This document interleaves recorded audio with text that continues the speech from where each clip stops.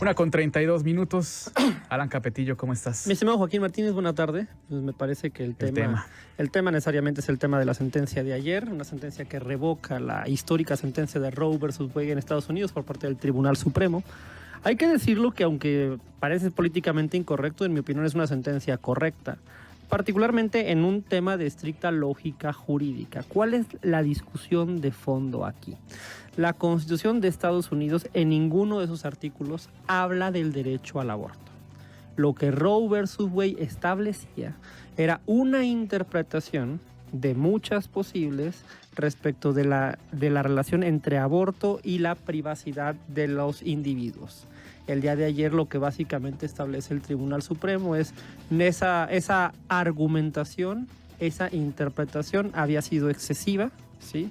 Este tema nunca estuvo realmente establecido una definición concreta por parte de la Constitución de Estados Unidos. Esto además tiene una razón muy lógica y obvia. El tema del aborto no era un tema políticamente relevante o públicamente relevante cuando se escribió la Constitución de Estados Unidos ni cuando se redactaron las respectivas enmiendas de derechos en esa Constitución, ¿no? Entonces, obviamente, esta idea que había de alguna forma establecido Roe versus Wade de que se hacía una interpretación y aun cuando el tema no estuviera legislado en la Constitución, la Corte lo reconocía, pues tenía mucho de ideológico, es decir, tenía mucho de imposición por parte de un grupo de personas que establecía a partir de una interpretación de muchas posibles un criterio que era aplicable a todo el país, particularmente en el caso de Estados Unidos, estableciéndolo como derecho constitucional.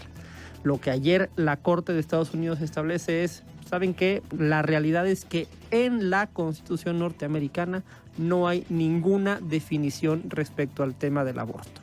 Y dado que somos un país federal y dada que esa es nuestra arquitectura constitucional, todo lo que no esté expresamente establecido en la Constitución o expresamente legislado en la Constitución o definido o limitado por la Constitución, tiene que ser legislado por los estados, ¿sí? Y cada estado, reasumiendo su soberanía, porque no dejemos de ver que Estados Unidos es un estado federado, definirá dentro de su esfera de competencia, dentro de su autonomía, dentro de su territorio, cuál es la definición que quiere tener respecto de este tema, ¿sí? Así funciona finalmente un régimen federal. Esa es finalmente la explicación técnica de por qué ayer se revierte la sentencia de Roe versus Wade. De hecho, es algo paradigmático porque no deja de ser el primer país a nivel mundial, la primera potencia, el gran referente de en muchos sentidos civilizatorio en Occidente.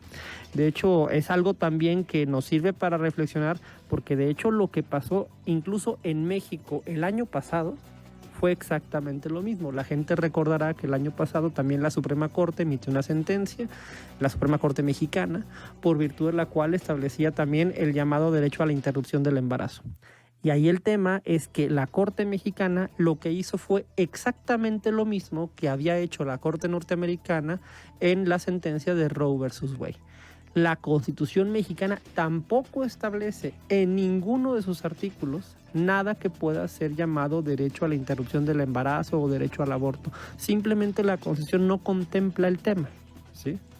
Lo que hizo la Corte el año pasado fue hacer una interpretación de muchas posibles, ¿sí?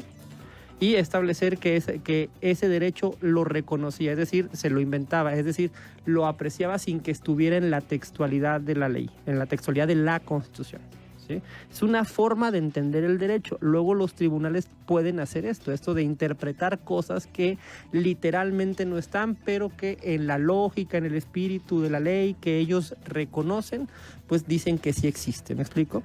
Entonces, pero finalmente siempre el problema está en que en temas tan álgidos como este, las sociedades requieren regularmente que la definición tenga un soporte deliberativo democrático, es decir, que la sociedad haya establecido una definición, ¿sí? Y no que sean 11 personas en el caso de México o 9 en el caso norteamericano las que establezcan su criterio a partir de su ideología que interpreta la Constitución, ¿sí? Es muy distinto. Finalmente, dado que es un tema que tiene muchas aristas, muchas dimensiones éticas, morales, religiosas, jurídicas, pues pareciera ser que lo más sano, dado que divide tanto las opiniones morales de nuestra sociedad, pues sería que se discutiera en términos democráticos dentro de los espacios de deliberación que para eso existen, ¿sí? Para poder llegar a consensos democráticos en cada uno de los lugares donde eso se tenga que discutir respecto de qué es lo que esa sociedad o cuál es la posición que tiene esa sociedad respecto de este tema, ¿sí? Porque también luego se alega, en mi opinión de forma muy falsa y de forma muy tramposa, que es un tema de derechos humanos. Y sí, puede ser un tema de derechos humanos, pero depende ahí también cuál es la interpretación que tú tienes de los derechos humanos, ¿sí? Si el derecho humano a la vida puede ser interpretado en favor del no nacido, o tú puedes interpretar un derecho humano a la autonomía personal, ¿sí? En favor de la decisión de la mujer. Es decir, ahí también hay una discusión muy compleja de paradigmas respecto de qué son o qué no son derechos humanos y hasta dónde llegan. El problema es que hay una parte de la sociedad que regularmente se arroga esta idea de establecer que lo que yo opino son derechos humanos y nadie lo puede criticar ni nadie lo puede refutar. Eso también es un problema, porque estamos hablando de un problema, de una temática que tiene muchos enfoques, muchos ejes, muchos abordajes distintos y que finalmente no se puede clausurar a las personas que no piensan como tú, simplemente clausurando el debate a partir de tu definición particular de lo que son los derechos humanos. Entonces ahí es donde está el debate. Yo creo que lo más sano finalmente es que la Corte no entre en estos ideologismos de estar resolviendo con base en perspectivas particulares y subjetivas de la Constitución, que se apegue fundamentalmente al texto constitucional, que en última instancia lo que refleja es la opinión mayoritaria o la opinión, el consenso popular que le dio origen a esa Constitución, y si no existe ese consenso plasmado en la Constitución, que lo devuelva a los órganos representativos para que ahí se den los debates éticos, morales, jurídicos, científicos que se tengan que dar para llegar a las definiciones que se puedan llegar a dar en los lugares particulares, porque finalmente lo que tenemos ahí, pues sí, ciertamente es un dilema moral complejo, pero es un dilema moral que las sociedades tienen que resolver a partir de la deliberación y no a partir de la imposición ideológica de una interpretación subjetiva que pueda o no hacer 9 personas que realmente ni siquiera están interpretando, ni siquiera están aplicando la Constitución, literalmente, sino que simplemente están imponiendo su paradigma ideológico sobre toda una nación, como pasaba con Roe versus Wade o como pasó en México el año pasado. Me parece que lo más sano es que cada sociedad lo resuelva. Nada más, ¿qué te parece el momento en que ocurre?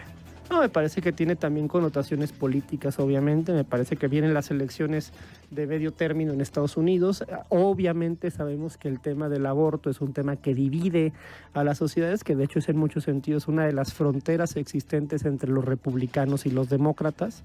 Y seguramente esto será uno de los grandes temas que movilizarán a los votantes de uno y otro lado, de izquierda y de derecha, para ver hacia dónde se decanta la voluntad mayoritaria de los ciudadanos norteamericanos. Eso finalmente te lleva a una decisión que será la representación política en los diversos, tanto en el Senado de Estados Unidos, en la Cámara de Representantes, en los diversos órganos legislativos locales, que decantará la opinión mayoritaria del pueblo norteamericano respecto de este complejo problema moral. Porque hay muchas regulaciones posibles, pero esas regulaciones siempre tienen que atender o tienen que tener un contacto democrático. No puede, en un tema tan complejo, no puede simplemente reducirse al ideologismo que 9 personas, 11 personas o algún académico quiera imponer al conjunto de la sociedad cuando nos enfrentamos a un tema que es frontera en nuestros principios y nuestras concepciones morales. Alan Capetillo, bienvenido. Mi estimado Joaquín, buenas tardes. Él es comentarista en Buenas Tardes Aguascalientes, 1:41.